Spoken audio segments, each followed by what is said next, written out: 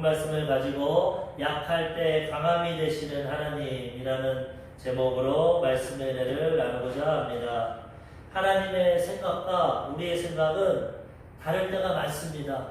참 우리가 하나님의 생각대로 살면은 참 좋을 텐데, 때로는 우리가 하나님의 생각이라고 생각하면서도 내 생각대로 살 때가 많습니다. 그만큼 우리가 하나님의 생각을 알지 못하고 또 뜻을 분별하지 못할 때가 있습니다. 그렇기 때문에 날마다 우리는 말씀을 읽고 기도를 통해 성령 충만함 받아서 하나님의 생각과 뜻을 분별하고 그 가운데 순종하며 살아가야 되는 것입니다.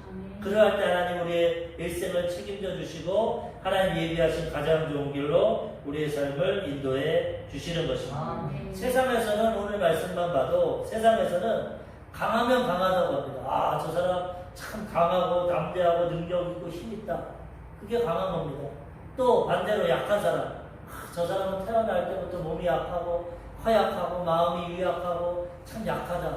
그런 현실적으로 바라보는데 오늘 말씀은 역설적으로 뭐라고 합니까? 약할 때 강하다 그렇게 말씀해요. 우리 이성으로 맞지 않죠? 어쩐데 약한데 어떻게 강하냐? 약하면 약한 거고 강하면 강한 거지. 왜 약한데 강하냐? 근데 거기에는 하나님의 섭리가 있습니다. 왜 그러냐? 우리가 약해져야 하나님을 의지하게 되고 하나님을 의지할 때 하나님의 강하심이 임하게 된다는 것입니다. 우리가 강하게 되면 우리는 본능적으로 하나님을 떠납니다. 내 주먹을 믿으라, 내 돈을 믿으라, 내 지식을 믿으라, 내 명예를 믿으라. 하나님 필요 없다. 내가 강한데 내 마음대로 내 능력대로 살아가는데 뭐 하나님 의지하냐? 많은 사람들이 그렇게 살아가기 때문에 세상에서 강하게 되면 반대로 하나님 앞에 영적으로는 약하게 된다는 것입니다. 그렇지만 반대로 세상에서는 보잘것없고 연약하고 약하지만 그런 사람들은 하나님을 의지합니다. 하나님, 나는 아무것도 할 수가 없어. 내 힘으로, 능력으로, 나의 노력으로, 재능으로 할 수 없으니까 하나님이 날 좀 도와주십시오. 하나님이 날 불쌍히 여겨주옵소서. 겸손한 마음으로 하나님을 의지하고 기도하면 하나님께서 우리를 도와주셔서 인간의 능력으로는 생각할 수 없는 하나님의 능력을 가지고 살아가게 된다는 것입니다. 역설적이지만 이것이 하나님의 말씀입니다. 너희가 약할 때 강하게 된다는 것입니다. 그래서 우리는 오늘 말씀을 가지고 소망이 넘칠 수 있습니다. 우리는 강하다고 하지만 약한 존재입니다. 우리 인생이 얼마나 강하면 강하고 약하면 약하겠습니까? 다 부족하고 연약한 인생인데 아무리 연약하고 부족해도 또 한편으로는 더 못나고 부족할수록 하나님이 강하게 주신다는 거예요. 그걸 인정하고 하나님을 의지할 때 하나님이 도와주신다는 거예요. 그러면 얼마나 소망이 됩니까? 세상에서는 너는 못났다, 너는 별 볼 일 없다, 너는 돈도 못 번다, 너는 사업도 잘 못한다. 항상 마귀는 참수하고 세상 사람들이 현실만 바라보지만 말씀을 보고 하나님을 볼 때 아까도 얘기했지만 나는 너의 신음소리도 듣는다. 난 널 존귀한 자로 생각한다. 약할 때 난 널 더 사랑한다. 약하지만 내가 강하게 해준다. 믿음과 소망을 가지고 살아가게 되는 것입니다. 그래서 우리는 약함을 걱정할 필요 없습니다. 왜 나는 이렇게 약하게 태어났냐? 왜 이렇게 지혜가 없고 가문이 안 좋고 배경이 없고 아무것도 없냐? 상관없습니다. 능력이 강하신 하나님만 함께 하시면 우리 약함을 통해 하나님의 능력을 체험하게 되는 것입니다. 그래서 우리는 더 우리가 약할수록 하나님을 의지하고 하나님의 도우심을 받으며 살아가야 되는 것입니다. 잠언서 18장 12절 사람의 마음의 교만은 멸망의 선봉이요 겸손은 종기의 길잡이니라. 내가 강해가지고 마음이 교만해진다. 나보다 잘난 인간 없다. 하나님도 나를 어떻게 못한다. 난 내 힘으로 살아간다. 마음에 교만하면 멸망합니다. 버림받고 심판당합니다. 그렇지만 나는 부족하다. 난 하나님의 은혜가 없이 살아갈 수 없다. 하나님의 도우심이 없으면 하루도 살아갈 수 없다. 겸손한 자는 종기의 앞잡이가 됩니다. 하나님이 그런 자를 높여 세워주시는 것입니다. 잠언서 29장 23절 사람이 교만하면 낮아지게 되겠고 마음이 겸손하면 영예를 얻으리라. 하나님 교만한 자를 싫어하십니다. 하나님이 제일 싫어하는 죄가 교만해집니다. 제일 싫어요. 우리가 뭐 다른 십계명을 통해서 우상 숭배도 있고 부모 공경 못하는 것도 있고 살인하고 간음하고 이런 것도 있지만은 그런 죄악보다 더 싫어하는 게 하나님 교만입니다. 하나님을 알지 못하고 하나님의 은혜를 알지 못하고 교만하고 망자행하고 하나님을 무시하고 사람을 무시하고 함부로 대하는 것 하나님 가장 싫어합니다. 그래서 우리가 성경을 보면은 타락한 천사장 가장 아름답고 천사장 중에서도 가장 하나님께 칭찬을 받고 하나님이 아름답게 창조하였고 높였던 그가 교만해서 하나님처럼 되려다가 타락한 천사가 되지 않았어요.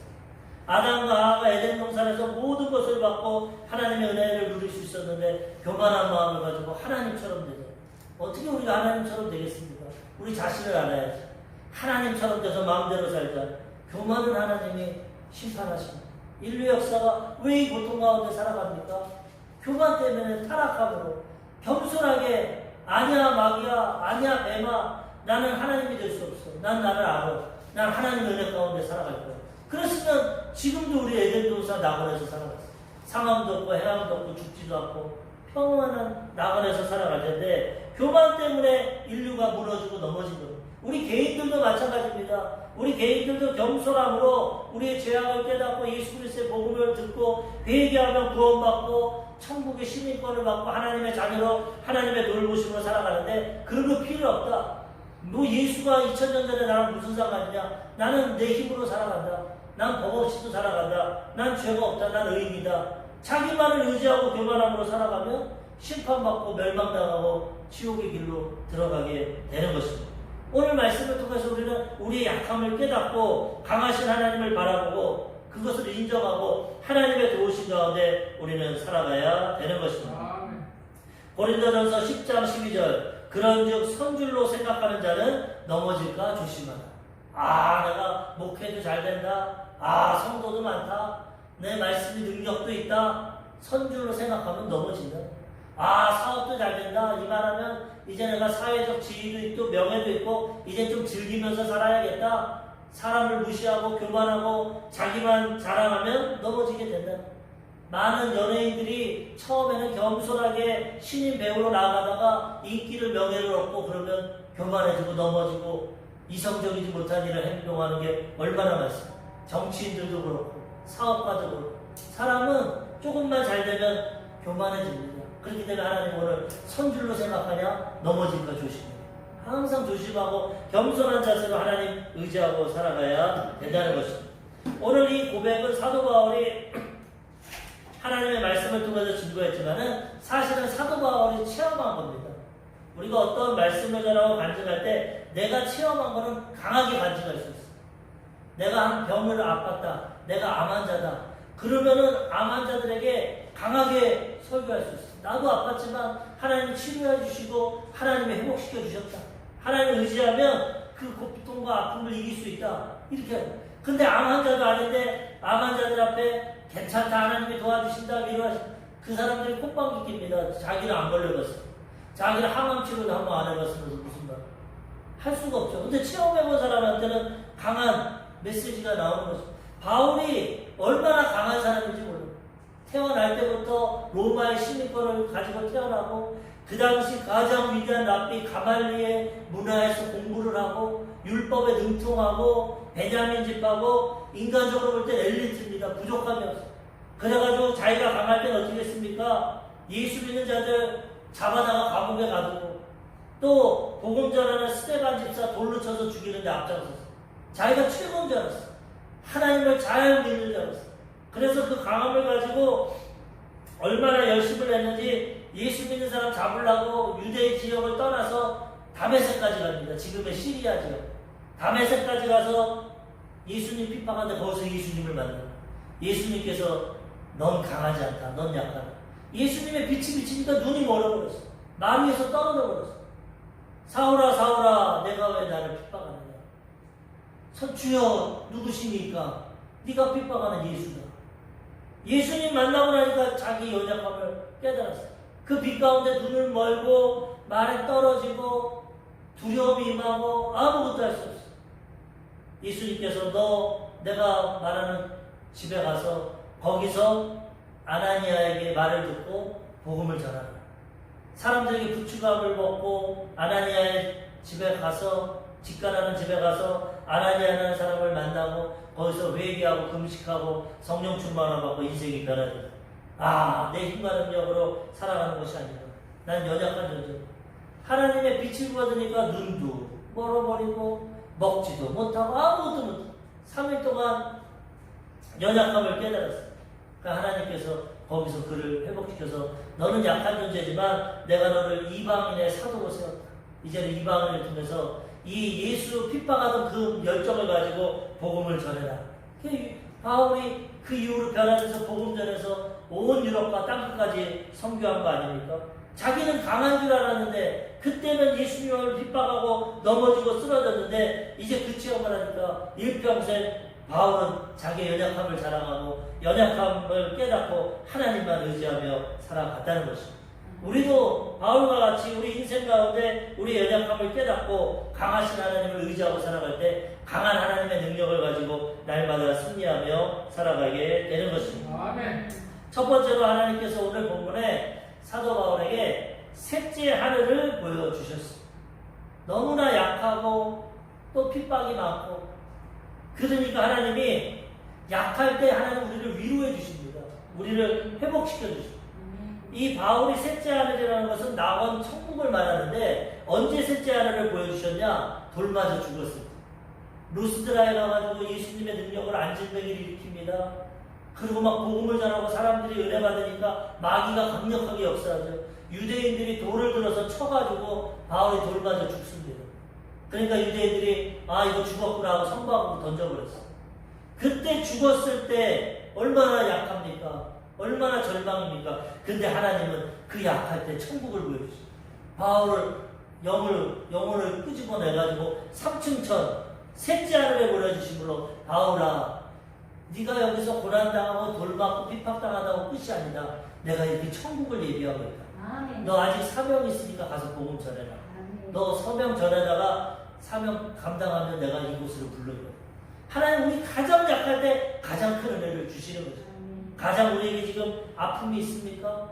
고난이 있습니까? 문제가 있습니까? 어떻게 보면 코로나로 전 세계가 어려움에 있는 것 같지만 이때 하나님 붙잡으면 강해지는 것입니다. 아멘. 이때 약한 가운데 하나님 의지하고 나아가면 그 인생이 변화되게 되는 것입니다. 죽음의 위기 가운데 죽음의 약한 가운데도 하나님은 하늘나라 천국을 보여주심으로 소망을 주시고 바울이 다시 일어나서 복음을 진도하게 주신다는 것입니다. 약할 때 우리는 강한 체험을 하게 된다는 것입니다. 그리고 또 오늘 바울이 이 간증을 하는 것은 이 고린도 교회를 잘 세워놨는데 고린도 교회 바울이 다른 교회를 개척하러 갔을 때 거짓 사도와 거짓 선지자들이 와가지고 바울을 얼마나 비판하고 판단하는지 모릅니다. 저거는 가짜다. 예수님 예전에 핍박했고 예수님 살아계실 때 사도도 아니고 저 사람은 배운 것도 없고 마음도 약하고 이중적인 성격이고 안질이 있었습니다. 신학자들에 따르면 간질, 안질 여러 가지 질병이 있다고 하는데 안질도 있고 몸도 약하고 별 볼 일 없는 인생이다. 사도가 아니라 하도 공격을 해가지고 교회들이 넘어갔어. 바울을 인정하지 않았어. 그래서 오늘 말씀을 통해서 아니다. 하나님이 난 약하지만 강하게 날 사용하셨고 하나님이 나와 함께 하시고 하나님이 나 이런 체험도 허락해 주셨다. 막 거짓 선지자들이 자기를 부풀리고 자랑하니까 나는 계시를 받았다, 예언을 받았다니까 사도 바울은 자랑을 안 했습니다. 자랑하는 것은 옳지 않기 때문에. 그런데 자기를 변호하기 위해서 나도 이런 영적인 체험을 했고 하나님이 약하지만 날 강하게 사용하신다. 이 변론하는 가운데 오늘 본문이 나오는 겁니다. 그래서 무익하지만 자랑하는 게 좋지 않지만 너희가 오해하기 때문에 어쩔 수 없이 자랑한다. 고린도후서 12장 1절에서 2절 무익하나마 내가 부득불 자랑하노니 주의 환상과 계시를 말하리라. 난 진짜 사도고 하나님의 계시와 환상을 받고 난 3층 천국까지 올라갔다.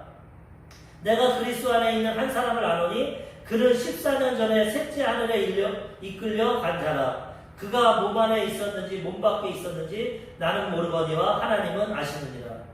무익하지만 자랑하는 것이 주 안에서 해야 되지만 너희가 오해를 하니까 부득불 어쩔 수 없이 자랑한다. 그리고 또 조심스러워서 뭐라고 그러냐면 내가 그리스도 안에 있는 한 사람을 안다. 이거는 자기 자신입니다. 근데 자기를 너무 드러내기가 그래서 한 사람을 안다라고 말하고 14년 전에 루스드라에서 돌 맞았을 때 천국 갔다 온 걸 간증합니다. 그러면서 셋째 하늘에 올라갔다고 하는데 뭐라고 하냐면 몸 안에 있었는지 몸 밖에 있었는지 나는 모르거니와 하나님은 아신다. 자기라고 표현하고 있어. 그런데 뭐냐? 우리가 죽음도 생생하다는 겁니다. 죽으면 영혼이 휙 떠돌아다닌다 생각하지만 그렇지 않아. 죽어도 똑같다는 거예요. 하나님께서 똑같은 영혼과 또 나중에는 예수님과 같은 그런 육체를 주셔서 죽었는지 살았는지 분간이 안 가. 몸 안에 있었는지 밖에 있었는지 몰라. 우리가 사랑과 영혼이라는 예전 영화를 보면 이 사람이 도둑 강도를 만나서 칼에 찔려서 죽었는데 그 영혼이 뛰어나가서 막 따라갑니다. 근데 자기가 죽었는지 살았는지 몰라. 그와 같이 바울이 죽음을 체험하고 셋째 하늘에 올라갔는데 똑같다는 겁니다. 지금 몸 안에 있는지 몸 밖에 있는지 구별이 안 되고 하나님을 아신다.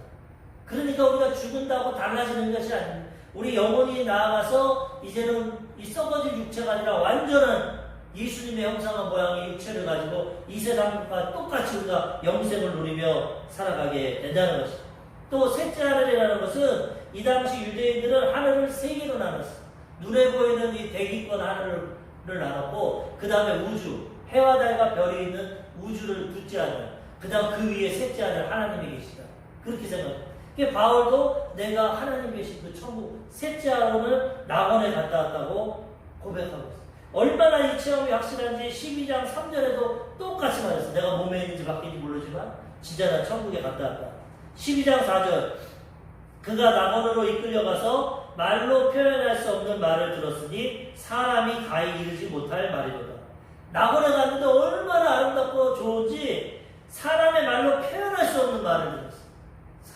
우리가 몸은 지금 육체와 같이 몸에 있는지 밖에 있는지 그것 똑같이 느끼지 모르지만 천국과 이 세상은 천지 차이고 완전 다르다.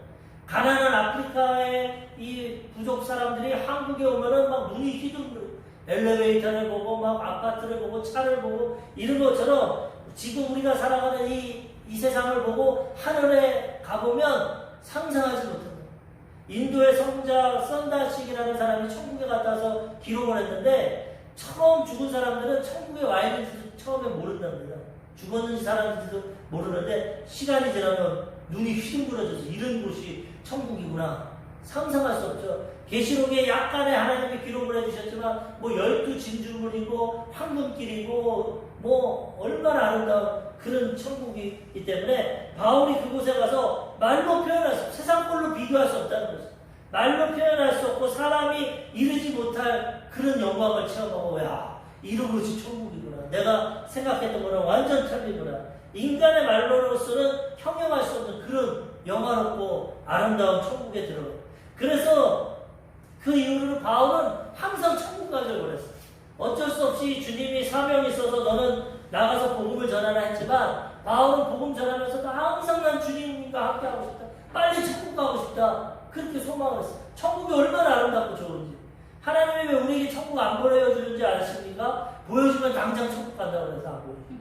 조용기 목사님 둘째 아들이 이 농약 묻은 번데기 먹고 죽었는데 예수님 만나고 이 천국에 가니까 너무나 좋아요. 그런데 조 목사님이 목숨 걸고 기도하니까 예수님이 너 다시 가라. 나중에 와라. 아직 올 때가 아니야. 아, 나 여기 너무 좋아서 가기 싫어. 네 아버지가 저렇게 기도하는데 너 가라. 그게 다시 왔대요. 천국을 체험하면은 너무 좋기 때문에 이 세상 생활을 제대로 못하는 거예요. 바울도 항상 천국을 사모해서 빌립보서 1장 23절에 보면은 내가 그 둘 사이에 끼었으니 차라리 세상을 떠나서 그리스도와 함께 있는 것이 훨씬 더 좋은 일이라. 그렇게 하고 싶구나.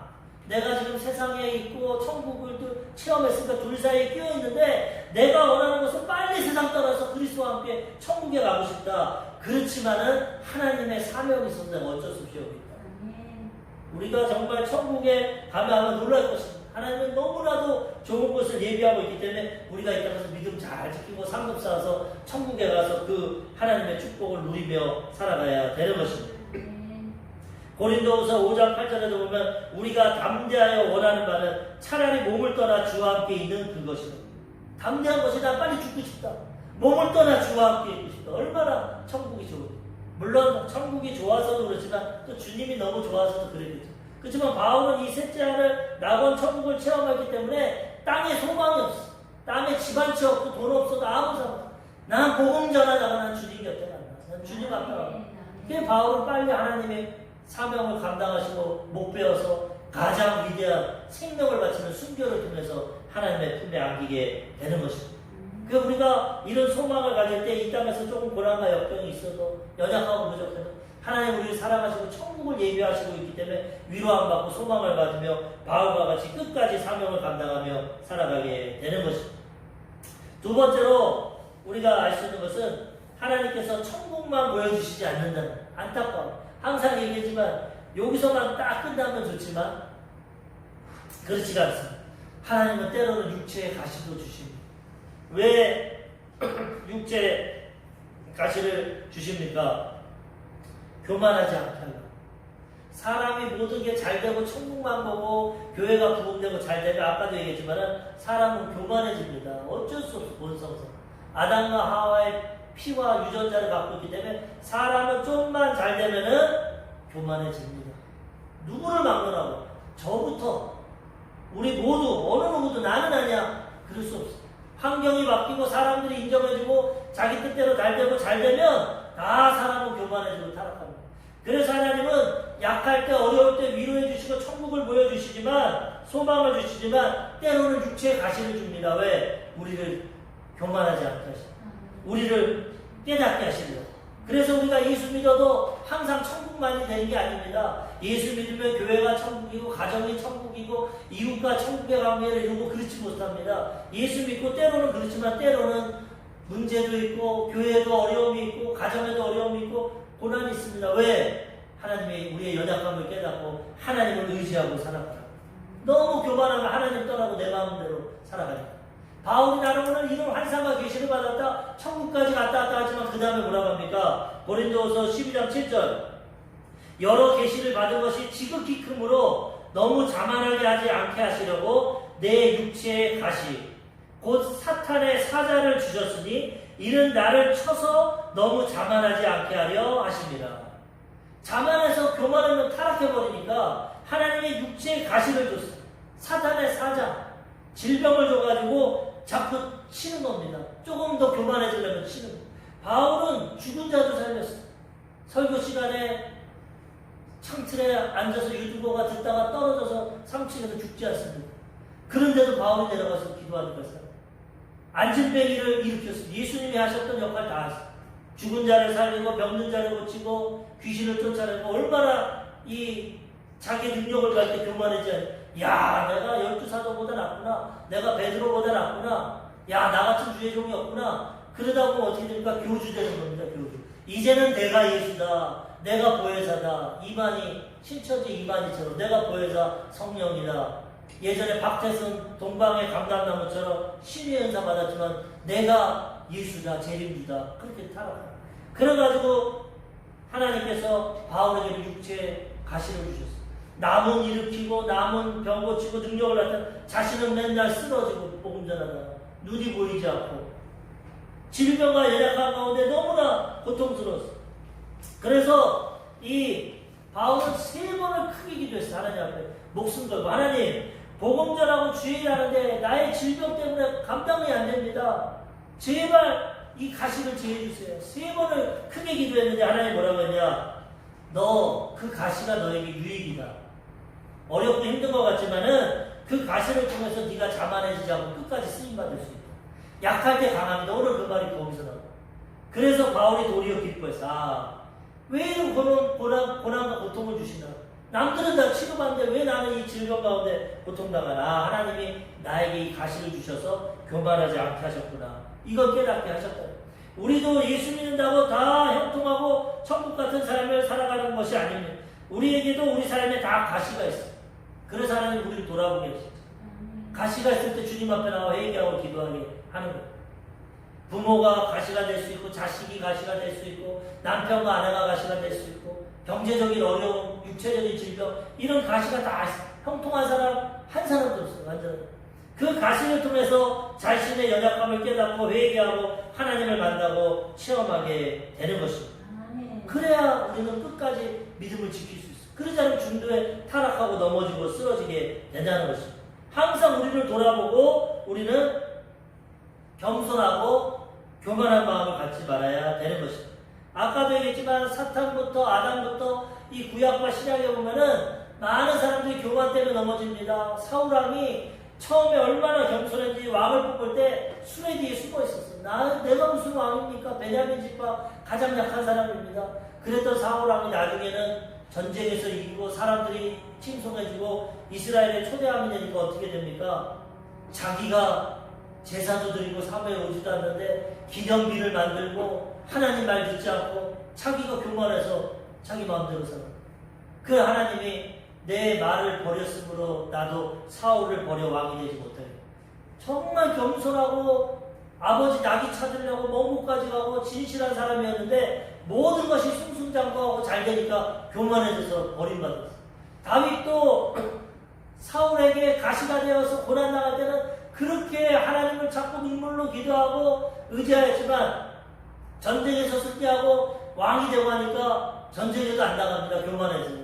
야, 내가 왜 전쟁에 나가냐? 밑에 구하러 나가고 늦잠 자고 늦게 일어나서 옥상을 거닐다가 알몸으로 모욕하는 밧세바를 보고 취하지 않습니까? 간음죄를 짓고 그 죄를 덮으려고 살인죄를 얼마나 교만해서 다윗이 하나님을 두려워하죠. 내가 왕인데 뭐 유부녀 취하면 어때요? 내가 왕인데 부하 하나 전쟁터에서 죽이면 어때요? 얼마나 교만해. 그래도 물론 회개하고 돌아왔지만 하나님 마음에 합한 다윗도 그렇게 교만해지니까 타락하는 것입니다. 하나님의 지혜를 받고 세상 부귀영화 공명을 누렸던 솔로몬도 나중에는 모든 것이 형통하고 잘 되니까 우상 숭배하고 이방 여인과 결혼하고 타락하게 됩니다. 어느 누구를 막론하고 다 타락하고 넘어지고 쓰러지게 됩니다. 우시아라는 구약의 귀한 왕이 있는데 이 왕도 하나님의 은혜 가운데 아주 선왕이었고 복을 많이 받았어요. 모든 것이 강산했는데 나중에는 교만하게 돼요. 이 사람이 교만해. 우리도 이걸 보고 야, 왜 교만해지냐는 게 아니라 야, 나는 교만해지면 안 되겠구나. 우리는 이 본보기를 삼아야 됩니다. 역대하 26장 15절에서 16절에 보면은 이 우시아 왕에 대해서 말하는데 엄청난 하나님의 복을 받았고 또 예루살렘에서 재주 있는 사람들에게 무기를 고안하게 하여 망대와 성곽 위에 두어 화살과 큰 돌을 쏘고 던지게 하였으니 그의 이름이 멀리 퍼짐은 기이한 도우심을 얻어 강성하여 짐이었더라. 애국까지 군대를 보내고 블레셋을 물리치고 주변 국가를 다 평정했어. 그리고 무기를 만들고 포도원을 만들고 사람들에게 인정받고 엄청나게 강성해졌어. 그건 뭐냐? 하나님의 도우심을 받아. 겸손하게 하나님을 섬기고 의지할 때 이렇게 되는데 이제 어떻게 됩니까? 역대하 26장 16절에 그가 강성하여 짐에 그의 마음이 교만하여 악을 행하여 그의 하나님 여호와께 범죄하되 곧 여호와의 성전에 들어가서 향단에 분향하려 하는지라. 자기 분복을 알아야 돼. 자기의 본부를 알아야 돼. 왕은 나라를 다스리는 겁니다. 제사장은 하나님을 예배하고 경배하는 거예요. 근데 이 우시아가 모든 것이 형통하고 강성해지고 잘 되니까 교만해가지고 자기가 제사드려. 이제 제사장도 필요 없다. 하나님이 나를 이렇게 사랑하시고 나에게 복을 주시는데 내가 제사 지내겠다.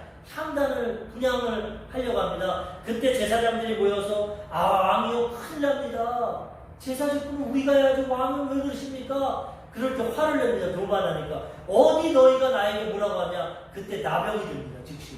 하나님의 성전에서 나병이 들기 위해서 이 우시아는 평생 나병 환자로 살아요.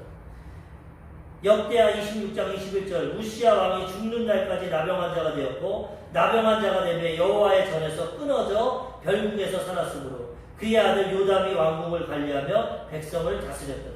겸손하고 하나님 경외할 때는 그 축복을 받고 전쟁에서 승리하고 물질과 부귀영화를 얻고 강성해졌는데 강성해지고 교만해지고 하나님의 법을 떠나니까 나병이 걸려서 끊어졌어. 하나님 심판을 당하게 된다는 것입니다.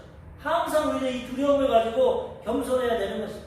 우리 조영기 목사님도 이제 많이 이름이 알려지고 교회가 부흥되고 잘 되니까 자신도 모르게 교만함이 들어왔던 거예요. 간증을 하면서 한 번 어느 병원에 중환자실에 면회를 갔는데 원래 중환자실은 시간만 면회가 됩니다. 가족만. 그런데 교만한 마음이 있고 내가 위대한 주의 종인데 신방을 받고 기도해 주려고 하는데 뭐 시간이 없으니까 그냥 가서 기도해 주려고 해요. 그때 어린 간호사, 딸 같은 간호사가 자기를 막으면서 할아버지 못 들어가요. 지금 면회 시간도 아닌데 어떻게 들어가? 그때 갑자기 화가 확 나도 내가 누군데 나를 막냐? 내가 세계적인 주의 종이고 하나님께 인정받는데 너 같은 애가 나를 막냐? 그러면서 이 교만한 마음이 확 올라와. 그래서 다시 한번 생각을 다듬고 돌아서도 야 내가 이렇게 교만하구나. 당연히 저 아가씨는 간호사는 병원의 규정에 맞게 면회가 안 되니까 막는데 얼마나 자기도 모르게 교만이 들어왔는지 그 어린 간호사가 막는다고 자기를 드러내고 내가 누군데 나를 막고 네가 이렇게 하냐 그 교만한 몸을 보고 깜짝 놀랐다. 누구나 이런 마음은 있습니다. 그래서 우리는 항상 우리를 돌아보고 교만한 마음을 지어야 됩니다. 교만하면 넘어지고 쓰러지게 된다는 것입니다. 인류 역사를 보면 독재자들 교만한 사람들은 다 망했습니다. 나폴레옹이 유럽 전 지역을 다 석권하고 전쟁에서 승리했지만 교만한 마음을 가지고 러시아까지 가다가 패망하지 않습니까? 히틀러가 교만해서 유럽 전국, 영국을 빼고 유럽을 다 통치하고 전쟁에서 승리했지만 교만해서 망해버렸어요. 히틀러가 얼마나 교만하고 강했는지 이 북한이나 옆에 있는 사람들이 조언을 못합니다. 히틀러는 항상 낮잠을 자는데 지금 전세가 위기에 있고 빨리 보고를 해서 히틀러가 결정을 내렸는데 깨우지는 못하는 거예요. 보좌관이 깨웠다가 불호령이 나니까. 그래가지고 히틀러가 결정을 내려서 전쟁에서 패하게 됐어요. 이와 같이 교만하고 강성하면 조금은 잘 되는 것 같지만 나중에는 넘어지고 쓰러지게 된다는 거예요. 인류 역사가 알려줍니다. 그러므로 우리는 교만하면 패망이라는 걸 알고 넘어진다는 것을 알고 날마다 우리를 돌아보고 겸손한 마음을 지켜야 되는 것입니다. 1912년에 영국에서 산업혁명 이후 최고의 배를 만들었어요. 우리가 잘 아는 타이타닉 1912년에 얼마나 호화 유람선을 만들고 멋있게 만들었는지 그 배 밑에다가 뭐라고 썼냐, 이 배는 하나님도 침몰 못 시킨다 그렇게 썼어요. 얼마나 교만합니까? 자기가 자랑하느라고 그 선주가 사장이 이거는 하나님도 못 보는 이렇게 완벽하고 완전한 배를 만들어서 영국에서 처음 처녀 여행 처음으로 미국으로 대서양을 지나서 가는데 교만했어. 선장도 교만했어. 가는데 빙하가 보입니다. 앞에서 선장님 앞에 빙하가 보입니다. 배의 방향을 바꿔야 됩니다. 야, 이 배가 어떻게 튼튼하게 만들어졌는데 배를 피하냐? 그냥 전속력으로 지나가라. 빙하 따위에 무섭잖아. 그 빙하는 원래 10분의 1만 드러나는 겁니다. 그 밑에 강력한 빙하가 있었는데 교만한 가운데 타이타닉호가 무너지고 수많은 사람이 죽음을 당합니다. 사람이 교만하고 자기를 자랑하면 하나님의 심판이 임하게 된다는 것입니다. 우리 역사적인 이런 교훈을 깨닫고 항상 겸손한 자세로 살아가야 되는 것입니다. 바울이 이것을 깨달아서 이제 고백합니다. 고린도후서 12장 9절. 나에게 이르시기를 내 은혜가 내게 족하도다. 이는 내 능력이 약한 데서 온전하여 짐이라 하신지라. 그러므로 도리어 크게 기뻐함으로 나의 여러 약한 것들에 대하여 자랑하리니 이는 그리스도의 능력이 내게 머물게 하려 함이라. 약해야 하나님 의지하고 기도함으로 하나님의 능력이 임하게 되는 것입니다. 교만하면 기도 안 하고 하나님 의지 안 하고 자기 방법 자기 뜻대로 가다가 넘어지고 쓰러지고 마귀에게 넘어지고 고통당하게 된다는 것입니다. 그래서 하나님 일평생 사도 바울을 쓰기 위해서 가시를 주었고 그 다음부터 바울은 약함을 자랑했어요. 내가 약하기 때문에 하나님 날 사용하셨어요. 우리도 우리의 연약함을 깨닫고 이 은혜 가운데 하나님을 의지하며 살아가야 되는 것입니다. 세 번째 마지막 결론으로 합력하여 선을 이루시고, 이러한 방법을 통해서 하나님은 바울을 끝까지 사용해 주셨습니다. 선을 이루어 주셨습니다. 하나님 우리가 연약하고 약하고 고난 가운데 천국의 위로와 소망도 주십니다.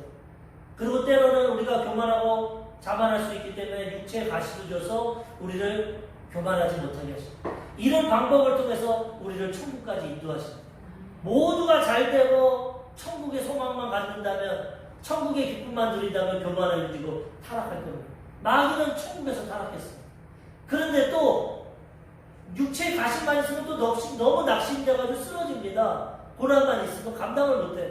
하나님 감당할 수 있는 것만 주시는데 육체의 가시를 통해서 날 돌아보고 하나님을 의지하게 하시죠.